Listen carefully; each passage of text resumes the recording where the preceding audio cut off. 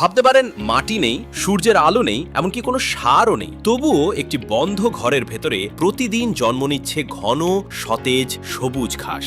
শুনতে যেন ভবিষ্যতের কোনো প্রযুক্তি মনে হলেও বাস্তবে এই পদ্ধতি আজ ব্যবহার করা হচ্ছে আমেরিকার বহু আধুনিক খামারে। বাইরে যখন খরা, প্রচণ্ড গরম কিংবা তুষারপাতের কারণে মাঠে এক টুকরো ঘাসও জন্মায় না, তখন এই নিয়ন্ত্রিত পরিবেশের ভেতরে প্রতিদিন একই মানের তাজা পশুখাদ্য উৎপাদন করা হয়। কিন্তু কিভাবে? একটি শুকনো নিষ্প্রাণ বার্লি বীজ মাত্র ৮ দিনের মধ্যে কিভাবে পরিণত হয় ঘন রসালো এক সবুজ মাদুরে? চলুন শুরু থেকে শেষ পর্যন্ত পুরো প্রক্রিয়াটা দেখে আসি।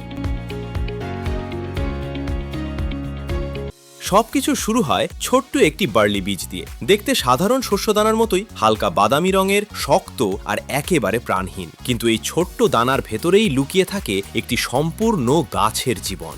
এই বীজগুলো বিশেষ গুদামে সংরক্ষণ করা হয়, যেখানে তাপমাত্রা ও আর্দ্রতা নিয়ন্ত্রণে রাখা হয়, যাতে বীজের অঙ্কুরোদ্গমের ক্ষমতা অক্ষুণ্ণ থাকে। এরপর শুরু হয় সবচেয়ে গুরুত্বপূর্ণ ধাপ, বীজ নির্বাচন। প্রতিটি বীজ ভালোভাবে পরীক্ষা করা হয়, যাতে সেগুলো পূর্ণ, ভারী এবং রোগ মুক্ত হয়। কারণ একটি সংক্রমিত বীজও পুরো ট্রেতে ছত্রাক ছড়িয়ে দিতে পারে এবং কয়েকশো সুস্থ বীজ নষ্ট করে দিতে পারে। অনেক সময় বীজ পানিতে ভাসিয়ে পরীক্ষা করা হয়। যেগুলো পানির ওপরে ভেসে ওঠে সেগুলো সাধারণত ফাঁপা বা দুর্বল হাওয়ায় আলাদা করে ফেলে দেওয়া হয়, আর যেগুলো নিচে ডুবে যায় সেগুলোই রাখা হয় পরবর্তী ধাপের জন্য। এরপর নির্বাচিত বীজগুলোকে বিশুদ্ধ পানিতে ৮ থেকে ১২ ঘন্টা ভিজিয়ে রাখা হয়। এই সময়ে বীজ পানি শোষণ করে ফুলে ওঠে এবং খোসা নরম হয়ে যায়। ভেতরে ধীরে ধীরে জেগে ওঠে নতুন জীবনের সূচনা। নির্দিষ্ট সময় শেষে বীজগুলো পানি থেকে তুলে ছিদ্রযুক্ত পাত্রে রাখা হয়, যাতে অতিরিক্ত পানি ঝরে যায় কিন্তু প্রয়োজনীয় আর্দ্রতা বজায় থাকে। এরপর অঙ্কুরিত বীজগুলো সমানভাবে ছড়িয়ে দেওয়া হয় বিশেষ ধরনের প্লাস্টিকের ট্রেতে। ট্রেগুলোর নিচে ছোট ছোট ছিদ্র থাকে, যাতে অতিরিক্ত পানি সহজেই বের হয়ে যেতে পারে। প্রতিটি ট্রেতে নির্দিষ্ট পরিমাণ বীজ ওজন করে নেওয়া হয়। তারপর খুব সতর্কভাবে এমনভাবে ছড়িয়ে দেওয়া হয় যাতে কোথাও বেশি ঘন না হয়, আবার কোথাও ফাঁকাও না থাকে। কারণ প্রতিটি বীজের সমানভাবে আলো, বাতাস ও পানি পাওয়াই নিশ্চিত করে শেষ পর্যন্ত একটি ঘন, সমান এবং স্বাস্থ্যবান সবুজ মাদুর।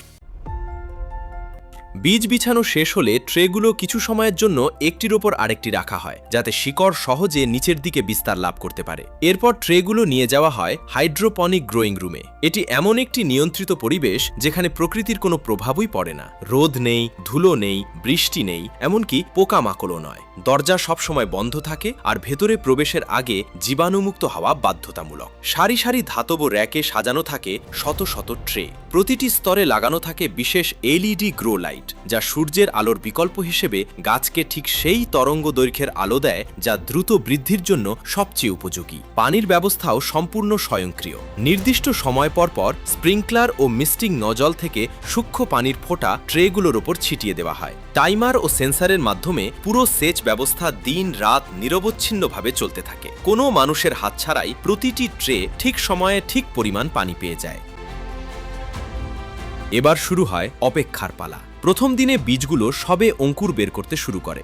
বাইরে থেকে খুব একটা পরিবর্তন বোঝা যায় না, কিন্তু ভেতরে দ্রুত কোষ বিভাজন শুরু হয়ে যায়। দ্বিতীয় দিনে সাদা শিকড় নিচের দিকে বাড়তে থাকে এবং একে অপরের সঙ্গে জড়িয়ে জালের মতো গঠন তৈরি করতে শুরু করে। তৃতীয়, চতুর্থ ও পঞ্চম দিনে সবুজ কচি পাতা দ্রুত ওপরে উঠতে থাকে। প্রতিদিনই ঘাসের উচ্চতা বাড়ে আর শিকড় আরও শক্তভাবে একে অপরকে আঁকড়ে ধরে। সপ্তম দিনে পুরো ট্রেটি দেখতে একেবারে সবুজ কার্পেটের মতো হয়ে যায়। ওপরে ঘন সবুজ ঘাস আর নিচে শক্ত সাদা শিকড়ের জাল। অষ্টম দিনে ঘাস তার পূর্ণতা পায়, উচ্চতা প্রায় 7 থেকে 10 ইঞ্চি হয়। পুরো ট্রেটি তখন একটি শক্ত সবুজ মাদুরে পরিণত হয়, যা একসঙ্গে সহজেই তুলে নেওয়া যায়।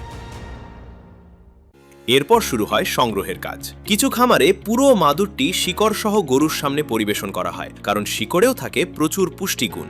আবার কোথাও কাটার মেশিন দিয়ে ছোট ছোট টুকরো করে কেটে দেওয়া হয়, যাতে গরুর জন্য খাওয়া আরও সহজ হয়। সবশেষে সেই তাজা রসালো সবুজ ঘাস পৌঁছে যায় গোয়াল ঘরে।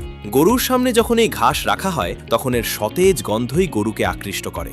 মাত্র ৮ দিন আগে যে বীজটি ছিল শুকনো, শক্ত আর নিষ্প্রাণ, আজ সেটিই পরিণত হয়েছে পুষ্টিকর রসালো এক সবুজ খাদ্যে। মাটি ছাড়া, সূর্যের আলো ছাড়া, শুধু নিয়ন্ত্রিত পরিবেশ, পানি, কৃত্রিম আলো আর নিখুঁত যত্নে প্রতিদিন নতুন করে জন্ম নিচ্ছে এই সবুজ জীবন। আর এভাবেই আধুনিক প্রযুক্তি বদলে দিচ্ছে পশুখাদ্য উৎপাদনের ভবিষ্যৎ।